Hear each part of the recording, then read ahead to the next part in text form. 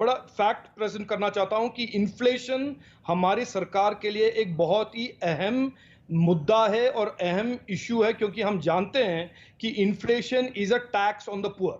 एक तो ये मैं क्लैरिफाई कर दूं कि हमारा रिकॉर्ड रहा है कि हमने जो इन्फ्लेशन का एक माहौल छोड़ गए थे यूपीए और कांग्रेस 2010 और 2014 से तक, हमने 14 से 20 तक उसको एक मॉडरेट इन्फ्लेशन रेजिम में बदल दिया था। दूसरा, हम आपने भी कहा और हम सब जानते हैं कि कोविड की महामारी के स्टार्ट होने के बाद, यानी कि 2020 फर्स्ट क्वार्टर के बाद हमारे इकोनॉमी पे काफी चैलेंजेस आए हैं।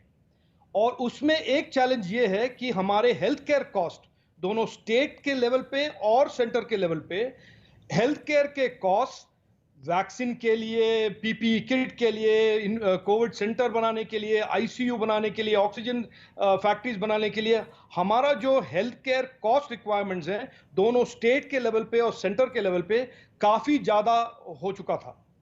तीसरा मैं पॉइंट बोल दूं कि इंटरनेशनल क्रूड प्राइसेस ने in the last few months has hardened. इसको अगर आप बड़े डिस्पैशनेटली और पॉलिटिकल के रेटरिक को छोड़कर जी। आपको अगर एनालाइज करोगे, आप ये नतीजे पे पहुंचोगे कि पेट्रोलियम पे जो टैक्स लगा है टुडे और पेट्रोलियम का जो रेवेन्यू ले रहे हैं दोनों स्टेट और सेंटर, वो इसीलिए ले रहे हैं, जैसे धर्मेंद्र प्रधान जी ने 2 हफ्ते पहले कहा है, क्योंकि स्टेट का और सेंटर का जो एडिशनल स्पेंडिंग रिक्वायरमेंट है हेल्थ केयर के लिए, उसे फंड कर रहा है। नंबर 1। नंबर 2, ये क्यों, why is petroleum price, why is LPG cylinder going up, और व्हाई इज इन्फ्लेशन इन मई जून दोनों क्यों जा रहे हैं? इसके लिए आंसर बड़ा स्पष्ट है। एक तो पेट्रोलियम इंटरनेशनल प्राइसेस हार्डन हुए हैं।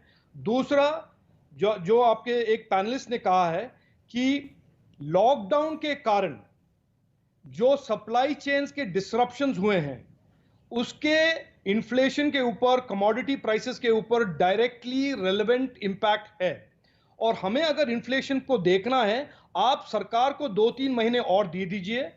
जब ये इश्यू वैक्सीनेशन का और ये हेल्थ केयर का जो महामारी का जो इमरजेंसी है देश के ऊपर थोड़ा सेटल हो जाता है, तभी हम देखेंगे कि इन्फ्लेशन राजेश जी, का, इसके लिए तो आपने एलोकेशन अलग किया है ना, वैक्सीनेशन के लिए तो एलोकेशन आपने अलग किया है ना। वैक्सीनेशन के लिए एलोकेशन किया है, लेकिन उसका फंडिंग और health care, vaccination is not the only issue for health care. Hospital को फंड करना है। कल जो सरकार ने एक गवर्नमेंट गारंटी स्कीम दिया है कि नए अस्पताल बनाएंगे, नए मेडिकल इंफ्रास्ट्रक्चर बनाएंगे, उसके लिए रिसोर्सेज सेंटर को मोबिलाइज करने हैं। तो ये जो पैसा आज के दिन सरकार इकट्ठा कर रहे हैं, दोनों स्टेट सरकार और सेंट्रल सरकार, मैं ये नहीं कह रहा हूं कि ये ओनली सेंट्रल सरकार, दोनों सरकारें, क्योंकि वो सब जानते हैं आज के दिन में डिस्पैशनेटली अगर हम एनालाइज करें राइट कि सर।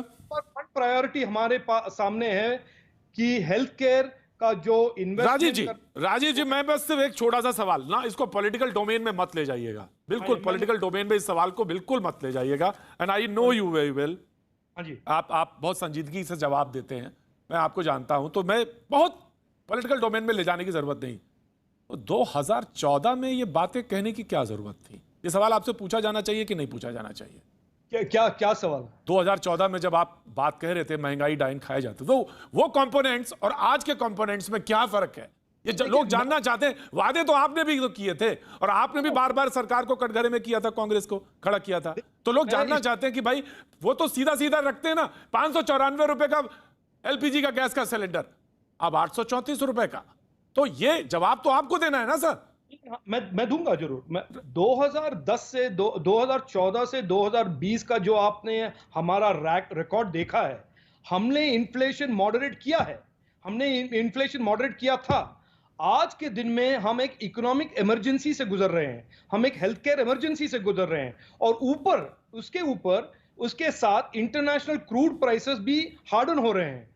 तो ये एक सिचुएशन है, मैं मानता हूं एक एनॉमली है, जो अगले 3 to 6 महीने में जब ये हेल्थ केयर इमरजेंसी जो right sir, I have taken your